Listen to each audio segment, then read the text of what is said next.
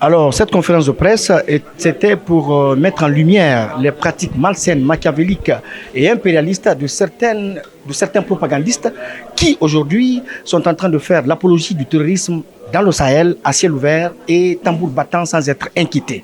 Voilà pourquoi, après ma tournée, j'ai décidé de mettre le cap sur le Sénégal afin de porter tout haut ce message parce qu'il y a cette zone qui est en train d'être bombardée, ces populations dans cette zone qui sont en train d'être tuées par un bloc occidental et sans que les autres Africains ne réagissent. Donc, c'est une façon d'amener les autres à s'intéresser et à réagir, à prendre aussi position. Faye à la tribune des Nations Unies parce qu'il a été très clair en demandant aux uns et aux autres, surtout aux Occidentaux, d'arrêter de faire du Sahel un théâtre où les puissances se rencontrent pour se partager le gâteau et pour en faire une scène de théâtre de guerre. Et donc, nous, panafricanistes, on a été très satisfaits de ce message.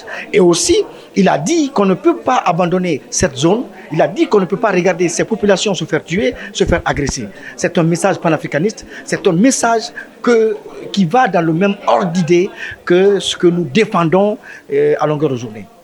C'est pour vous dire à quel point, jusque-là, la France pense, après la conférence de Berlin, que l'Afrique est encore sa chasse gardée. Un général français, pas le moindre, pas n'importe qui, a demandé à ce que la France revienne recoloniser les pays africains par tous les moyens. Ça peut être par les moyens militaires, moyens de communication, moyens d'infiltration.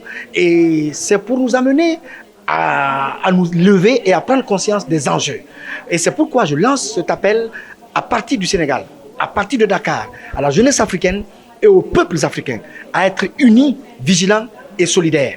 Parce que si on n'est pas unis dans le bonheur et dans le malheur, comme je l'ai dit, je vous assure qu'ils vont nous infiltrer comme ils ont infiltré Kadhafi. Ils l'ont éliminé parce que tout simplement, il a tenu une conférence pour mettre dehors le Fonds monétaire international et pour mettre en place le Fonds monétaire africain.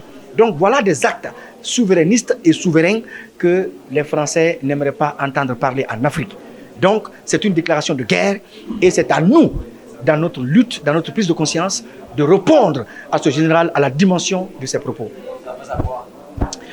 Oui, mais en étant unis et en suivant ce que l'idéal prôné dans les années antérieures par nos prédécesseurs qui ont toujours voulu que l'Afrique soit une Afrique indépendante, que l'Afrique soit une Afrique souveraine.